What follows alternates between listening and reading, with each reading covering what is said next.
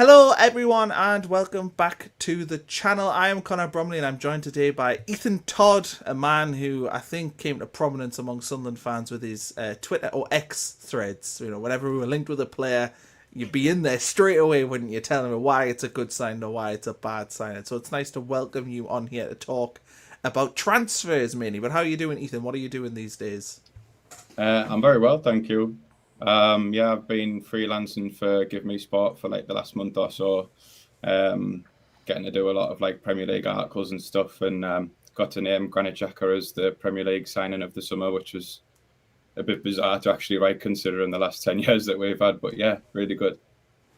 Excellent. Well, we're going to touch a little bit on the Fulham game because I think it's right to talk about that. Not too much in depth because I really want to talk about transfers in the main. But what's your initial reaction to Sunderland's defeat at Fulham? I mean, I presume you saw the game. I felt that we looked really lacking in creativity. I thought we were pretty poor on the day. But what was your sort of thoughts?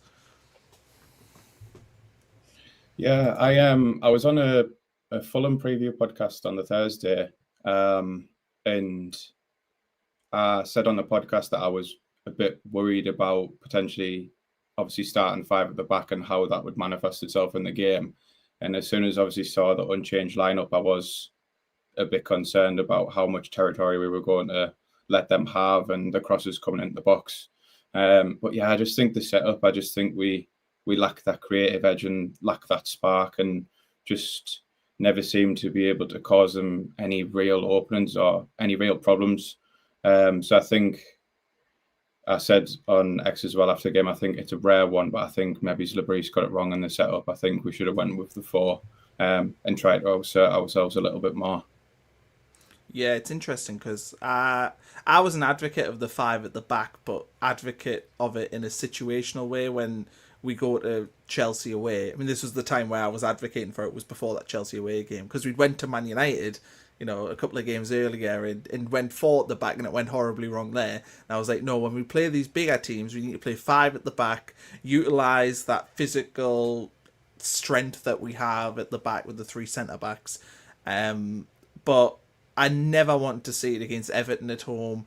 I never want to see it against Fulham away. And I think for me, that has to be the lesson. We can go five at the back, but it has to be a situational thing. If you know that you're going to be under the cosh, like I wouldn't be opposed to it if when we go to St James's Park in April, because we know that Newcastle are going to be so up for that game and we'll go there and we'll have to sort of ride that and the five at the back works. But Fulham, it almost felt to me like we were being too respectful of them to go with a back five.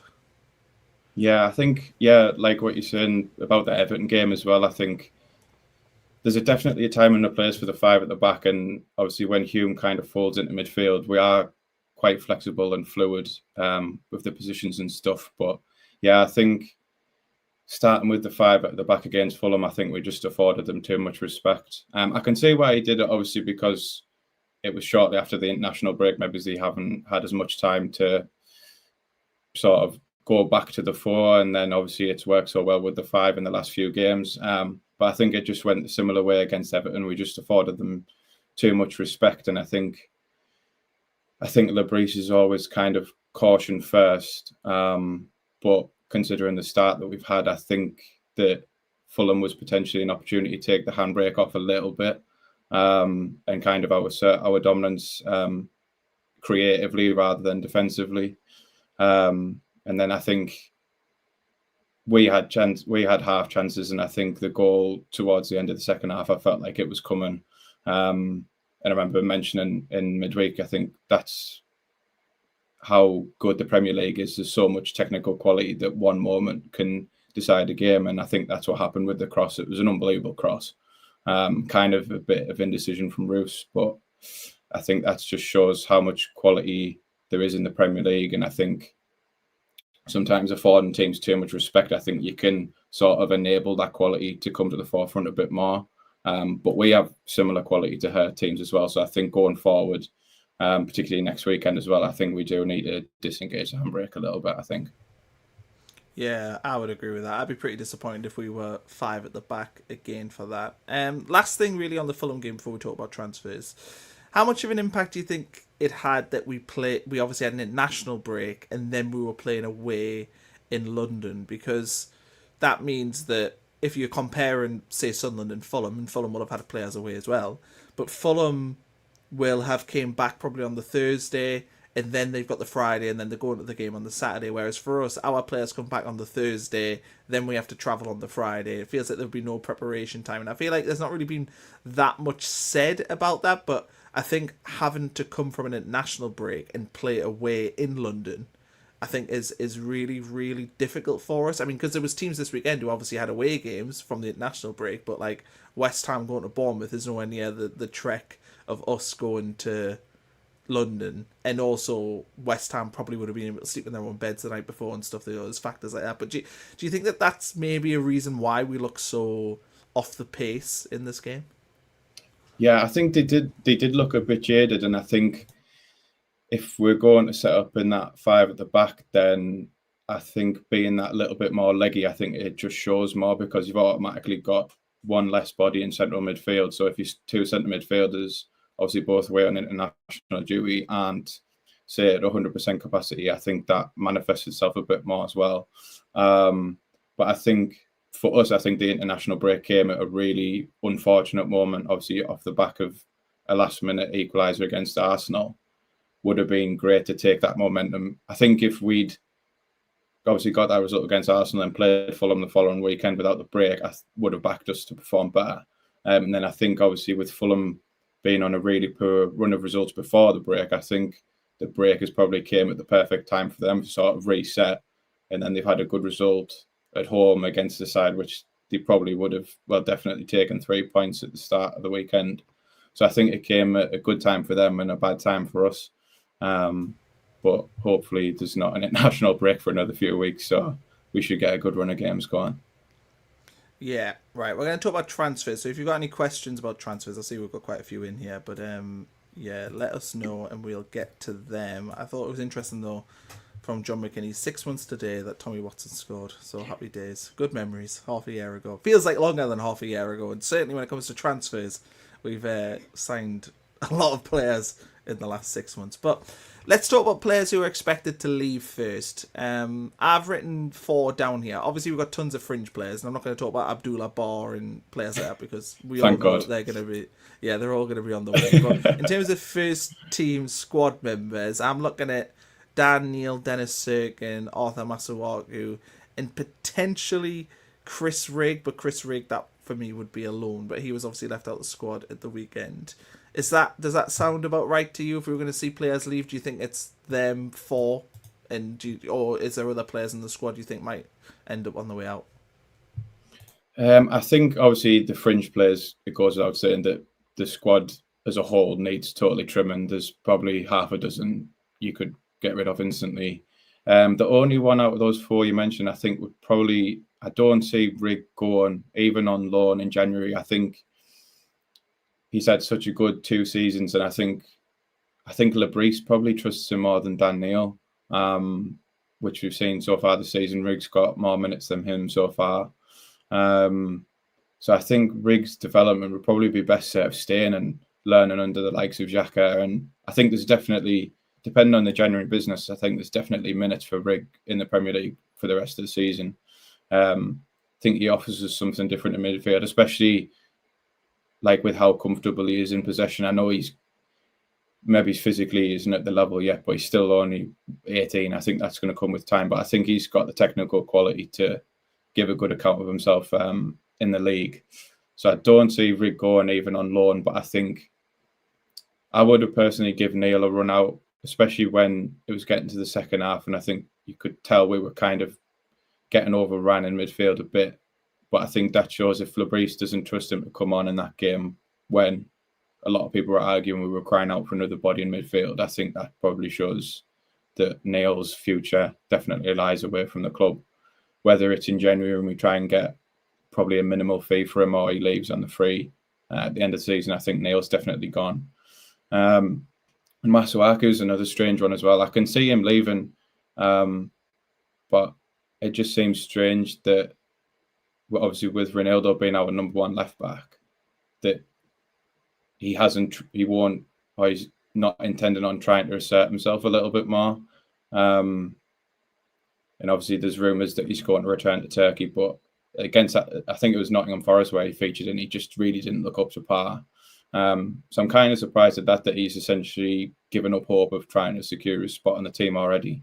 But yeah, I hope that Riggs stays because I think he's definitely got some minutes towards the end of the season, and I think he can make an impact. Definitely as a sub, I think he can make a real impact.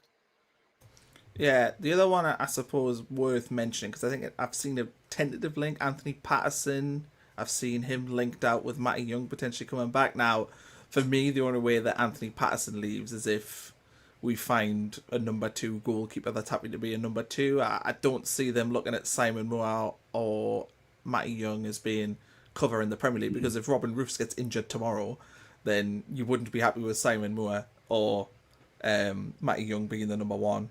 And I think we would be okay with Patterson being the number 1. So I don't see that one happening, but I can see a world where if the club were offered a good fee, like £8+ million off a championship club. I mean, I've seen him linked with Leicester. I don't know if they've got the money to pay that. Maybe Ipswich. I don't know if they've got the money, but I could see a world where that happens and he wants to leave. But I just think signing a backup goalkeeper in January who's happy to be the number 2 feels really, really difficult. So I wouldn't expect Patterson to leave, but what do you think? Do you think that we could potentially move him on?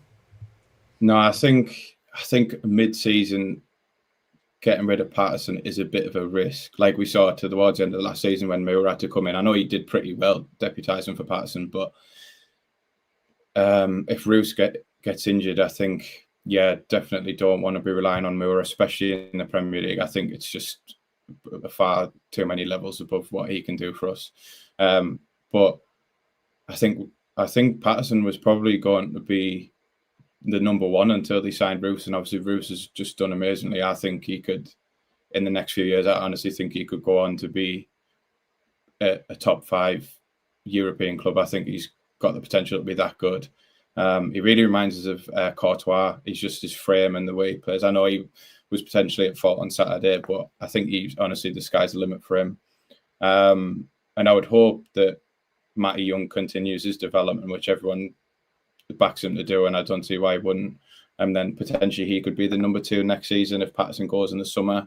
But I think letting Patterson go mid-season is definitely a risk. But I don't see Patterson getting many minutes ahead of Roos. So I think the Championship's probably his level, but I think mid-season's definitely an unnecessary risk to take.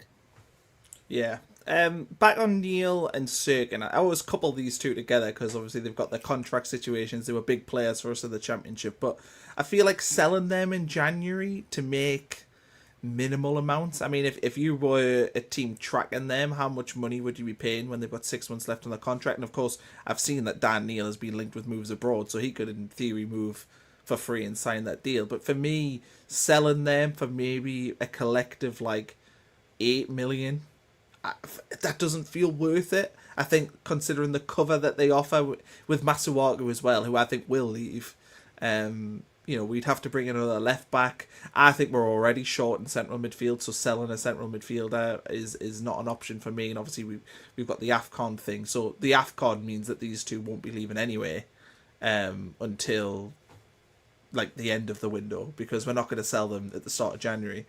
But I feel like the club would be silly to move either of these on for sort of small fees, because I think it's going to potentially cost us more in the sense that if we did say lose, I mean, because I think Dan Neil is the cover for Siddiqui. We know that when we played Palace earlier this season, Regis said that it would have been Dan Neil coming on when Siddiqui went down. So I think that's what it is. I think Neil's been unfortunate that Siddiqui's done so well that he's not been able to get a sniff in the team. I admit that you could put him in the other position. I don't know why you won't play him into the team right now. But I think Neil is cover, and I think they do view him as cover. I mean, this weekend, Neil's on the bench and Rig isn't. So I think that there is maybe an idea that Neil is going to get sort of more minutes as the season goes on. But I feel like selling Neil or Serkin feels like a no-go for me in January, just because unless we sign a couple of central midfielders and another left-back. Mm-hmm. Yeah, I think I think it's just like similar with the Patterson situation. I think it's just an unnecessary risk to take. I think, to be honest, if Masuaku leaves, which it's seeming like he's going to, it's just the injury problems with Serkin just seem to be really obviously hampering his career, because when he's fit and on form, he definitely, like, he's just came through Tottenham's academy. Like, he's definitely got something, and I think he deserves at least some minutes before the end of the season in the Premier League and a chance to maybe he's earned himself another contract, and then next season they can say, well, Reynaldo's our number one, you can be our number two cover. Because I definitely think he's got potential. It's just the injury problems. But like you say, I think for two players entering in the last 6 months of the contracts in the window, we would be lucky to get more than a few million for both of them. And I think, especially when we're in a pretty healthy financial position, taking two bodies out of the side in really important areas at left back, especially if Masuaku goes, and then central midfield as well. I think the money we would earn by selling those two in January, I think I would much rather them stay to the end of the season and then reassess from there. But I think Neil's future probably lies away from Sunderland. But I think the jury's still out on Serkin. I honestly think he could make a pretty solid number two left back next season. But it's just the injury concerns just keep being that question mark with him. I just want to flag this YouTube comment. How was Roofs at fault for the goal? It was Ballard who was trying to hold up his man instead of going for the ball. So just to quickly analyse this, I put a lot of blame on Hugh for not closing down the cross. I thought Hugh put in a pretty half-arsed effort, if I'm being honest. And I get that it was the 84th minute and he was probably knackered. We could talk about maybe the need for substitutions throughout the game, but it is what it is. But I felt that Roofs, the ball was so good that it was going to be very difficult for Roofs to come for it because it was such a perfect ball in. And then I look at Ballard and think maybe he should defend it better. I didn't blame Roofs for it, to be honest. I was blaming Hume mainly because I thought he should have stopped the cross coming in. But then I think if you're assigning percentages, it's probably like 40% Hume, 30% Ballard, Roofs. I don't know. How did you say that? Because I think you did say that you thought Roofs was at fault for the goal. So yeah, I think maybe saying at fault might be a bit too harsh, but I think because of what we've came to expect from Roofs, he's so aggressive with his starting positions and his cross claiming is just so impressive. Like, he uses his frame so well, and he's just got that mentality where I think, which is what Patterson definitely lacked. I think he lacked that aggression in his box. And that's what I think one of Roofs' many impressive traits so far this season has been. So I think just because of what Roofs has done so far this season, I expected him to just come and make that decision for everyone else. But certainly Hume could have done better to stop the cross. And the cross is just an absolute pearl of a ball, and it's right in that corridor of uncertainty. So I think Hume, Ballard and Roofs should all do slightly better. But I think Hume had one of his less than impressive games at the weekend so far this season.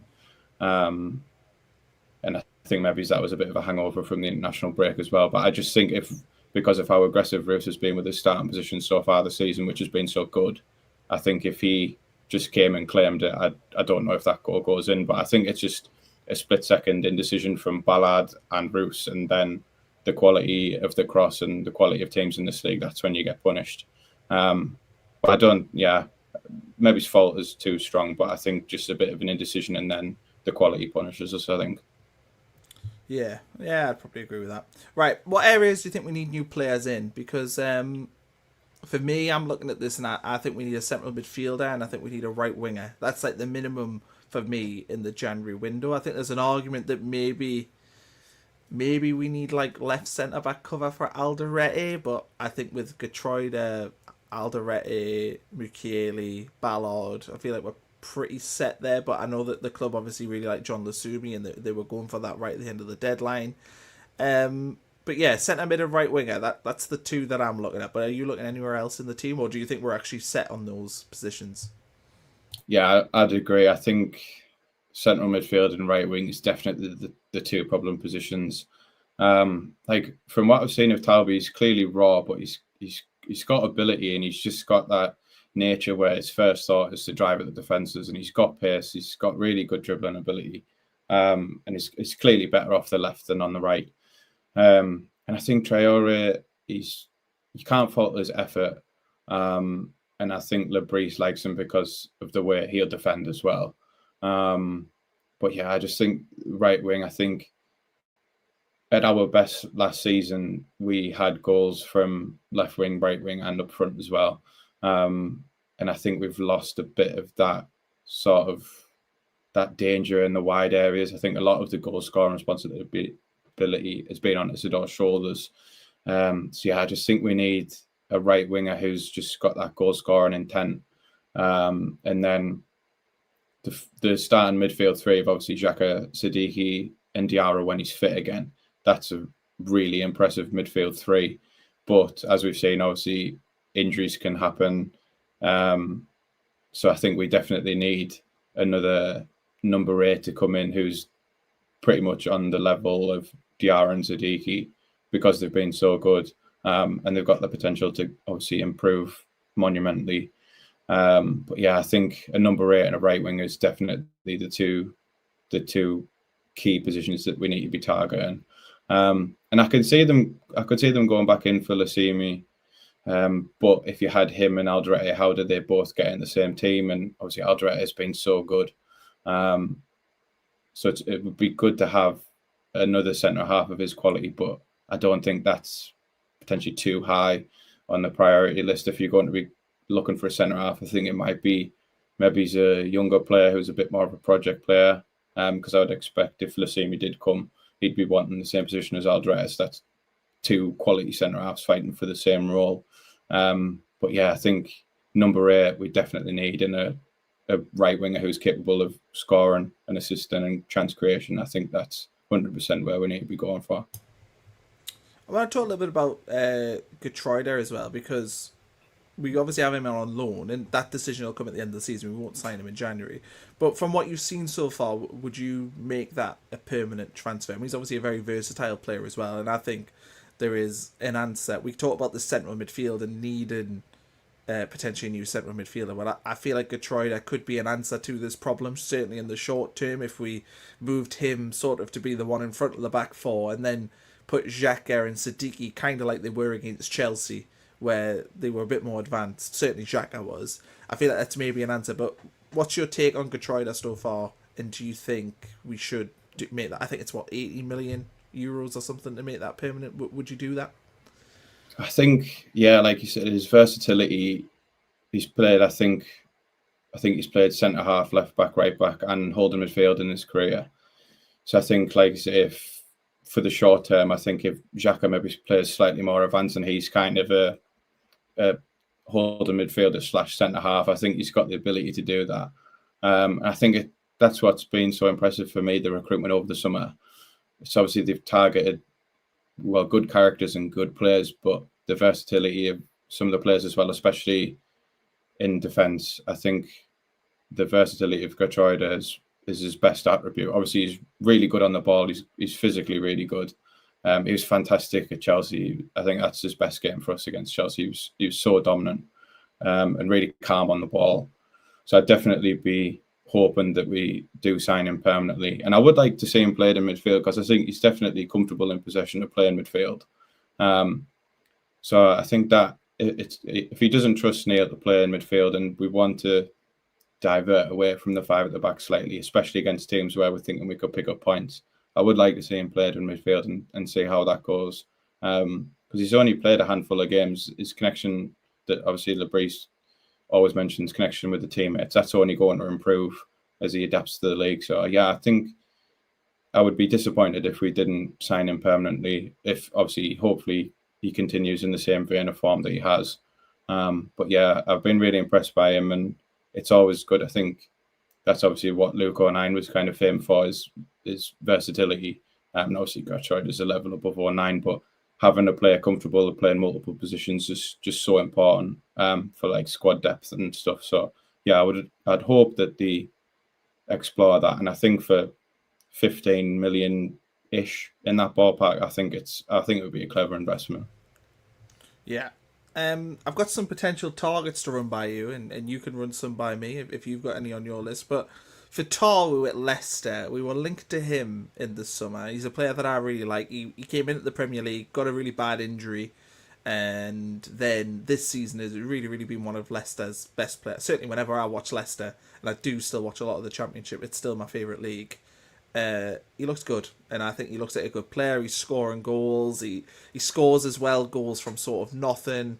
Sometimes he's pinging them in from 25 yards. Sometimes he's getting in the box on the end of things. And we talked about needing a goal threat on the wing, and I feel like Fatawu answers that. He's a really good age as well. I think he's 20ish. He's certainly on the younger side. Is that a player that you like the look of and think would fit into this team? Yeah, definitely. I think when the things came about, obviously before deadline day, I think it was really exciting. He screams the type of profile that Sunderland love to go for: young, exciting, got that potential to go up to that next level. And obviously, you're looking at how much you could potentially sell him on for in the future. And I think he's obviously raw. I think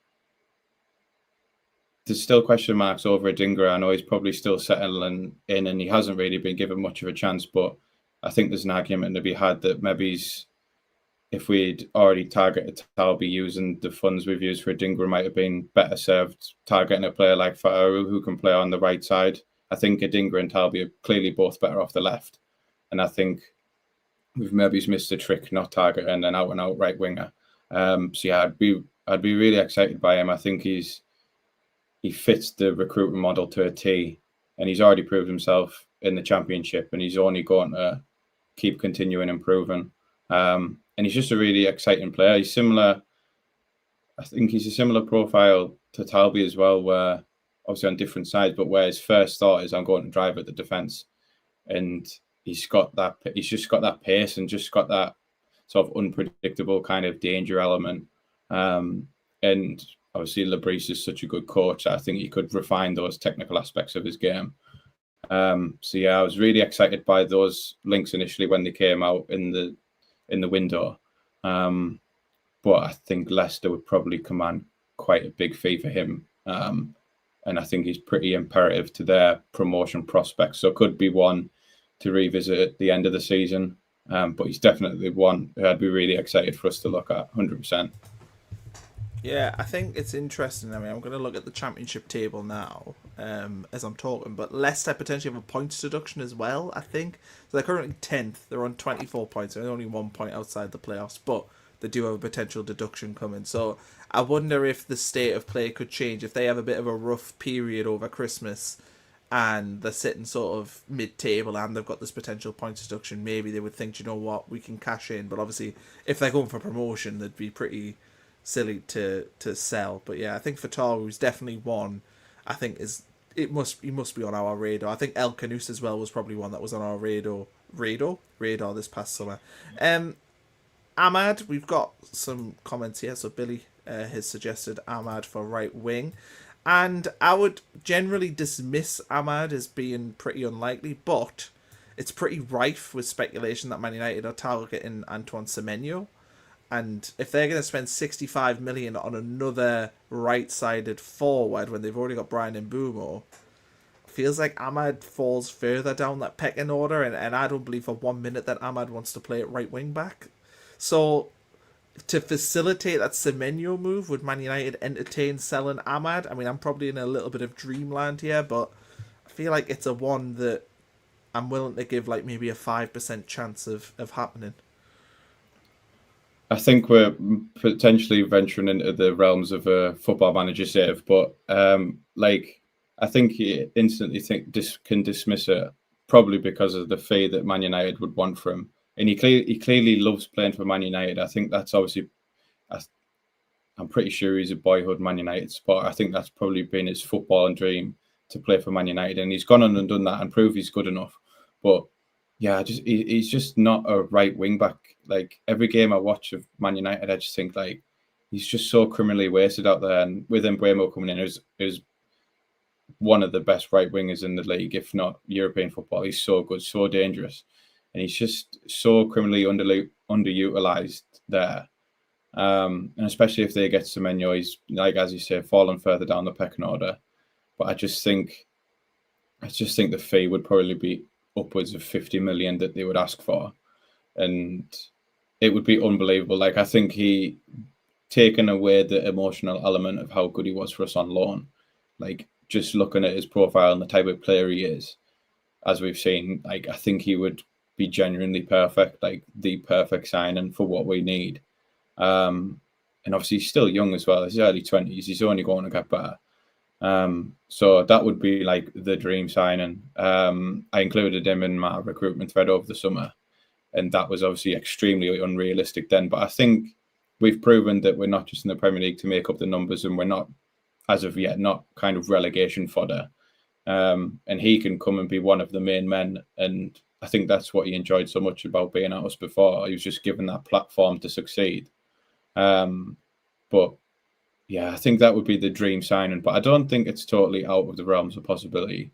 But I think it would just be the fee would be the main stumbling block, I think. The thing is Man United are also like a bit of a basket case club, and if they spend 65 million on Semenyo, then they will be over subscribed in Ahmad's natural position. So I can see a world where they maybe sell maybe it isn't to us, but they have to sell Ahmad to facilitate this Semenyo move, because clearly as well Amarim must like Ahmad but doesn't like him enough to have said in the summer, you know, actually we don't need to sign Mbeumo because we've got Ahmad here to go in that position. And I think if you're Ahmad exactly. and you're saying Semenyo will come in, then I think even though he is a Man United fan and obviously he loves Man United and that's his dream, at some point you have to look at it and go, well, this isn't going to happen for me in this position because they keep buying players for the exact position that I'm playing. So I don't think that Ahmad is... I don't think it's likely to necessarily happen, but I can see a world where if he becomes available, Sunderland will be in the conversation. And I think that's all we can really ask as fans, that if Man United say, do you know what, yeah, he's up there for sale, I think all we can ask is that we are in that conversation to potentially... Yeah, exactly. I think there's nowhere else. If he's going to leave Man United, in the Premier League especially, where else would kind of be the better option than us? He'd come in, be basically a shoe-in to start every week at a place where I think when he's had probably those unsuccessful spells he had before coming to us, he clearly is like a confidence player who needs that love from the fan base to produce his best football. And we're the place that's given him that the most. I think Man United fans have probably wanted him to play more, especially I think he scored against Man City last season. Like, he's had good moments in a Man United shirt, but I think when they're paying 70 million for Mbeumo, who's playing in his position, and then if Amarim has profiled him as this right wing back kind of thing, I know they've kind of diverted away from that system a little bit, but if he sees him as more of a wing back than a right winger, then they've already got likes of Dalot, Mazraoui in that position. And then he's too good of a player to be a cover player for Mbeumo when the odd occasion that he doesn't play. So yeah, I think like it would be a blockbuster signing, but I wouldn't just totally dismiss it, because it's definitely got legs, and I think it's definitely one that they should be looking to explore, however ambitiously that could be. But it would generally just be a dream signing. Like, I think it would just elevate this team to another level. Guendouzi, he's been linked. Obviously, he's played with Xhaka at Arsenal. He's only still like 26 years old, which is crazy because he seems to have been around forever. I feel like he was at Arsenal like 10 years ago. But I think he did sign there quite young. But yeah, Guendouzi, what do you make of this one? I mean, this feels like it's a one that we had in the past, last summer. I think he has come out in the last few days and said that he wants to stay at Lazio. So there is sort of that to contend with. But do you think this is a one that we want to go for? Do you think this is a player that fits into our current team? I think he's definitely got the quality to be in this team. I don't think his quality is anything under question. But I just worried that I don't know if his game might slightly be too defensive for what we need. I think Sadiqi's clearly better defensively than he is going forward. And obviously Xhaka is kind of that linchpin in the midfield. So if we're going to be targeting a number 8, which I think Diarra, obviously we've seen a very small sample size, but I think he's definitely that more attacking-minded player, kind of similar to how Rig was last season as that right-sided 8. I think that's obviously Lebris's go-to when you're on top is that 4-3-3.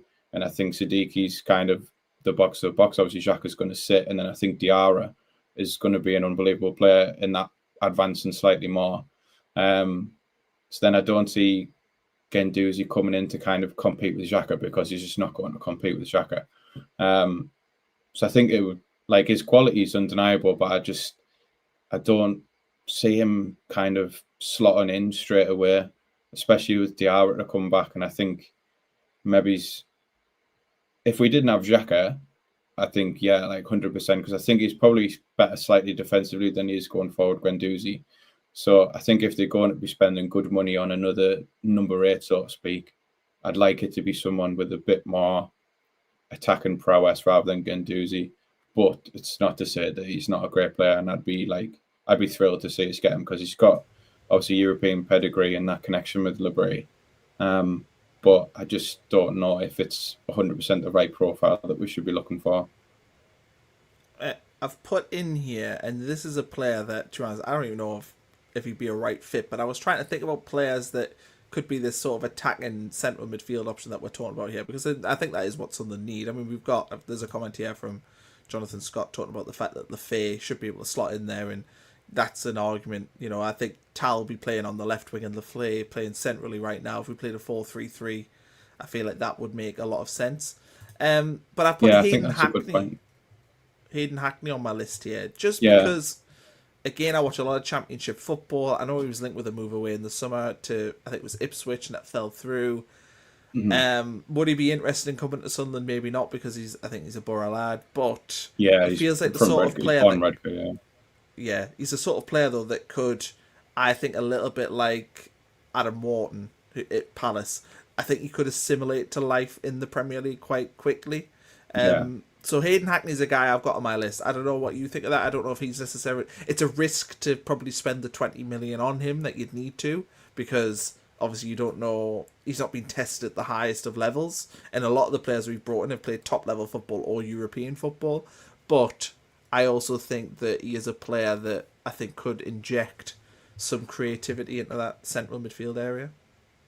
Yeah, I think, to be honest, I think we've been loosely linked with Hackney for a while. I think there was a lot of reports over the summer that I think like the likes of Tottenham and Manchester United have been watching him, and whenever he's played against us, I think he's done really well over the last couple of seasons.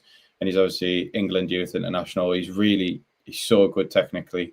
And I think it's probably going to be a hard move to do because he has obviously got that connection with Middlesbrough.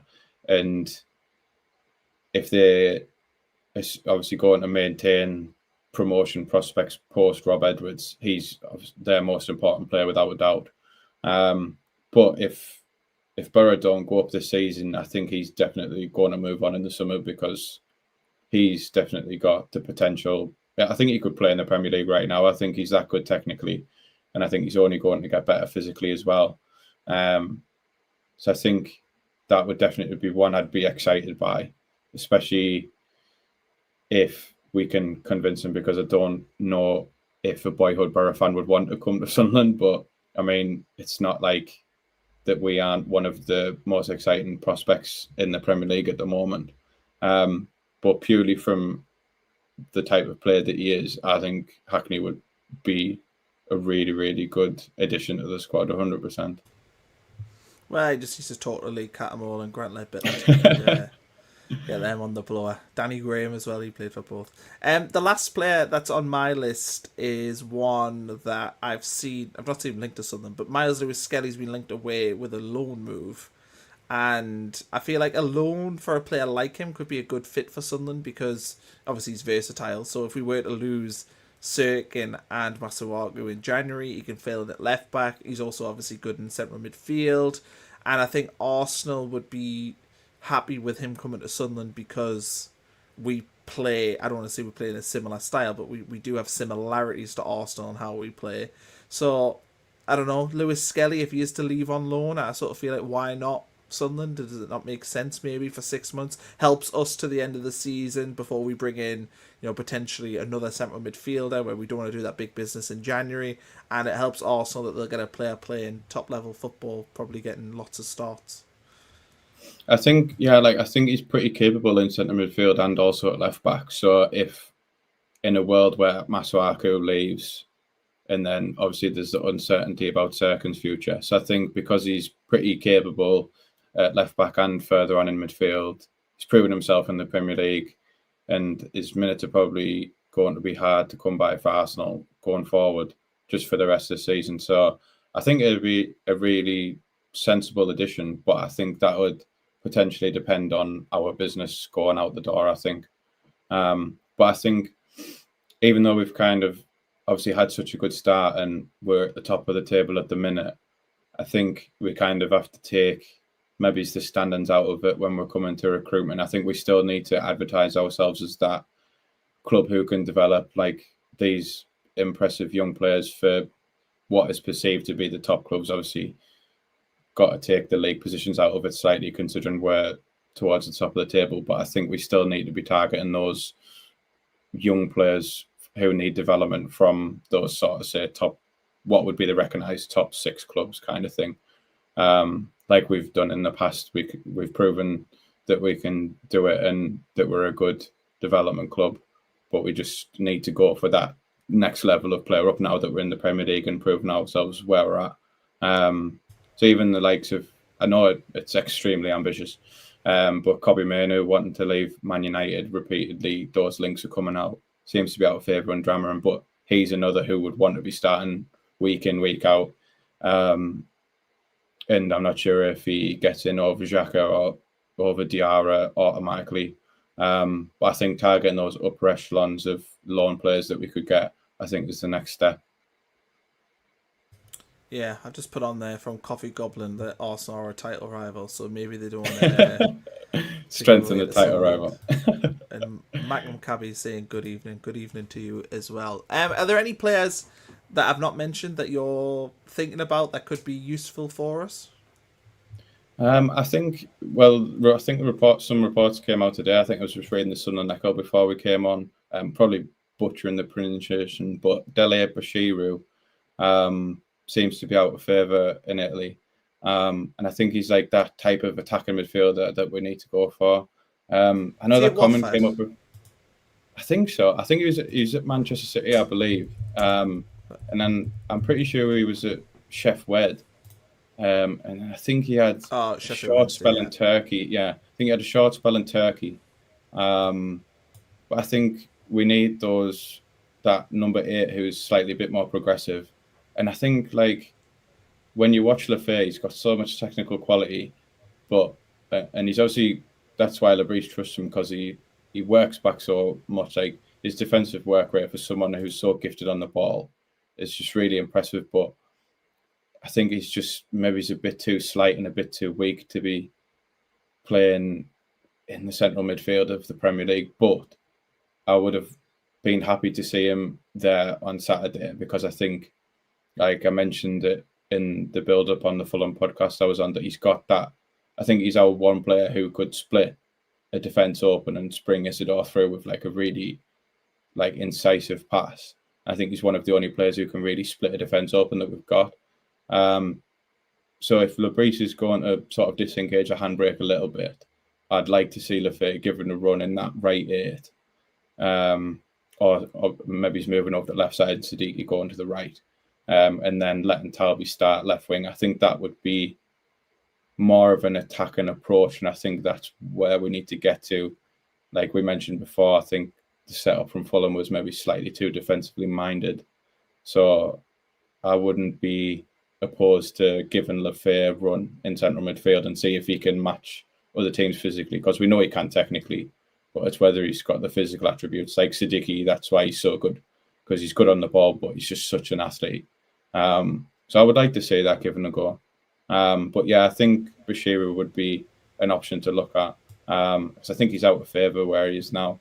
So I think it's definitely a sensible option, and that type of profile that we've had before, good young player, out of favour at the current club, needs a bit of TLC kind of thing. So I'd be pretty content with him coming through. I'm going to go through some of the comments now. So we've tackled quite a lot of things. We've talked about some of the things. So if I miss your comments, it's probably because we already talked about it. But we haven't talked about this. There's been a little bit of a link to Conor Gallagher today. It feels unlikely to me, just because, I mean, what did they pay for him? 50 plus million. Even if he wants to come back to the Premier League, I feel like he'll be the sort of player that would probably want a London move. I don't know, but I feel like he's probably got Tottenham or something written all over him. Yeah, I think he's got Spurs. I think he's got Spurs written all over him. I think he's probably too similar to Siddiqui in that sense as well. And I wouldn't want, if we're going to sign a centre midfielder, I wouldn't want him to be the type of profile Siddiqui is. Obviously, fingers crossed he doesn't get injured, but he's been so good as that left side of there, getting up and down. He's just been so impressive that I wouldn't want anyone to come in and sort of potentially put a halt on his game time and development. I think it's an easy link to make because I think he wants to return to the Premier League and he's obviously trying to get in the World Cup squad. But I don't see him coming to us. I mean, he's a great player, but I don't see him coming to us. I think, yeah, he's got a type of Spurs move written all over him, I think. Yeah, I'd agree. Question here: there will be bids for Ballard. We need to fight off. I mean, what do you think about this? We haven't really talked about potentially teams coming in for our players. I think probably because we think about that as being a summer problem. But is there any players you're particularly worried about potentially offers coming in? Ballard being potentially one of them. I don't know who else. You know, because the ones who signed in the summer you'd think wouldn't necessarily move, but could Isidore or Mayenda, who's not had a ton of game time. We've seen people in the comments talk about Adingra not getting much game time. Do you see any of these players being subject to a lot of interest and potentially, you know, really, really big offers? Well, I think like we saw in the Championship, if players are developing well and playing well, there's going to be the links come through and there's going to be offers come through. But I would hope that no one would want to leave. I don't see why anyone would. But I know there's been links with Isidore and Villa before, pretty recently, and I think Watkins has scored once in, I think, his 17 appearances so far this season.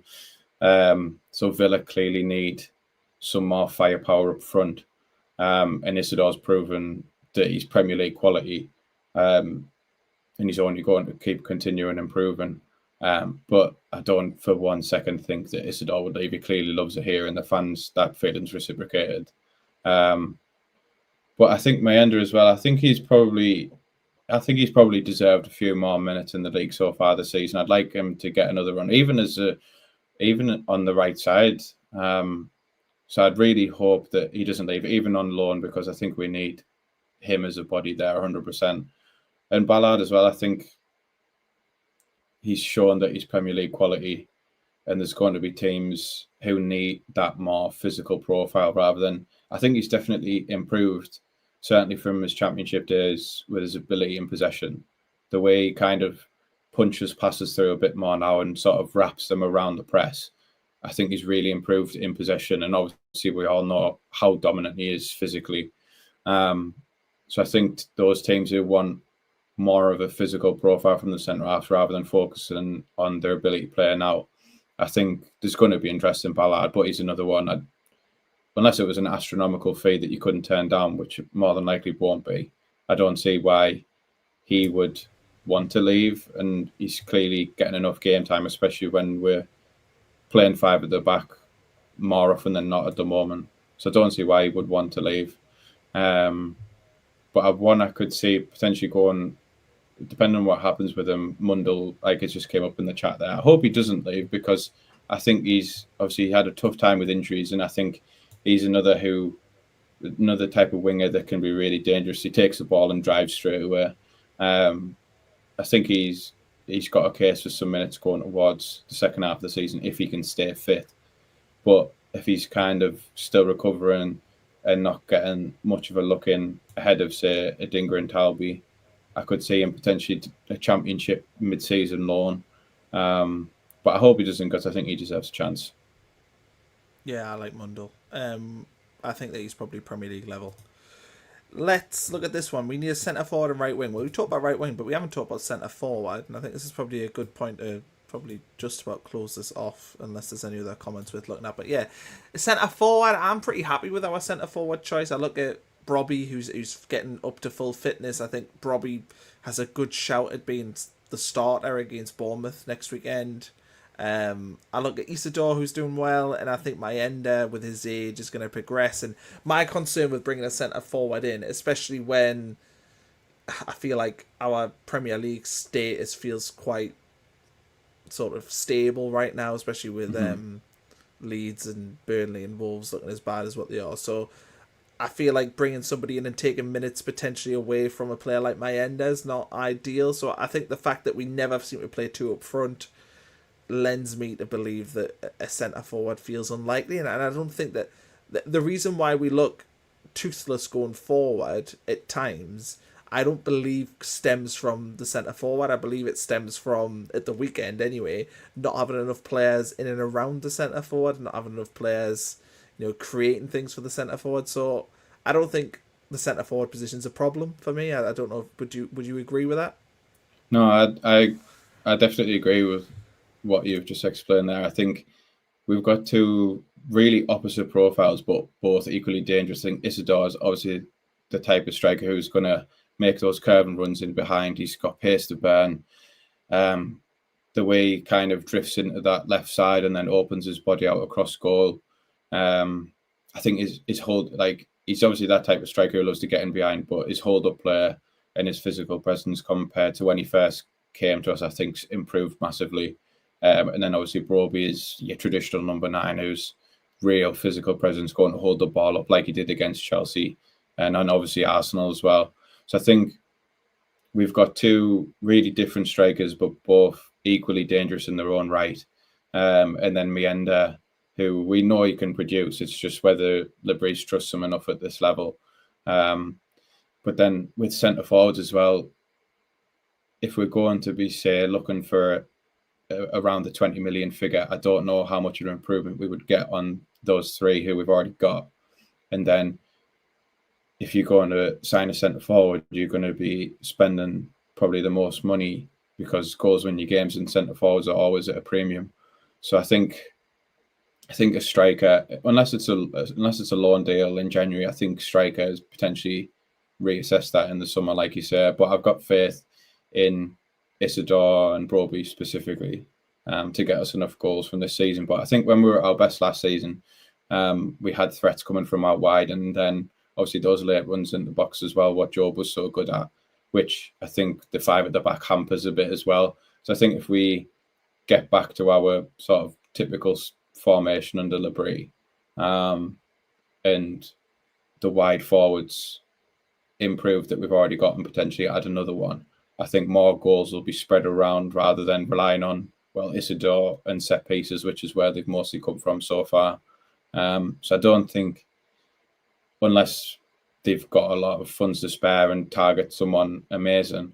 I was doing some work earlier that Garcia from Real Madrid, Villa, Brighton and Wolves, I think, are interested in him on loan. So I'd be happy with that type of loan. I think he was the Club World Cup top scorer in the summer. So I would be quite excited to see us potentially explore that move. But I don't think spending north of 30 million on a centre forward is what we need to be doing in January. And everyone loves Isidore, and I back him to continue scoring and continue improving. I agree. One thing, just before we sign off, Tom Deli Bashiru is the brother who plays for Watford, so that's where I've got. Well, you have, right? Yeah, it's kind of there. But last one, just to sign off, how many do you think we bring in? So, not looking for a long answer here, but do you think, for me, it's probably going to be, in terms of first team players, I wouldn't be shocked if we brought in some like young 18-year-olds for maybe a few million, in the mould of Alexic or something, somebody obviously for the future. But I think that we will bring in a central midfielder and a right winger. I think them two positions, I think, will be addressed in January? Yeah, I would. If you're going to say a number, I would say 3. I'd say definitely a right forward, definitely centre midfielder / number 8, and I think probably a left back, because I don't think you can. I think Ronaldo's been really good, and I think he's probably still adapting to the differences between La Liga and the Premier League. But he's been really solid. But I don't think you can hang your hat on Masuaku or Sirkin to be kind of his understudy. So potentially, like, as they always seem to be doing, that sort of succession planning, potentially a left back, a young left back now who would benefit from learning from the likes of Ronaldo at the club, and then with a view to him being our first choice left back maybe over the next 2 or 3 seasons. So I think I'd like to see us bring in the 3, the right forward, probably in number 8, and then a young left back. I think I'd be really happy with. Yeah, priority though. Right wing, and centre mid, are they the two number one? 100%. For me, they're the two most important. Yeah, 100%. I think the most important out of the 3, I think, is the right forward. Because I think between Talbi and Adingra, we've got, and Lefay as well, we've got enough wide left. Even Isidore can play wide left if he's going to go Broby up front. But yeah, the right wing, I think Traore has done well. And you can't knock his work ethic, but I just don't know if he's got the quality that we need. So I think right wing is the main problem point. Because I think if we sign a really dangerous right forward, like Fatawu, I think that would be perfect. Because they're not expected to be the main goal scorer, but getting enough chances created and obviously chipping in with goals and assists as well. So I think right wing is our number 1 priority.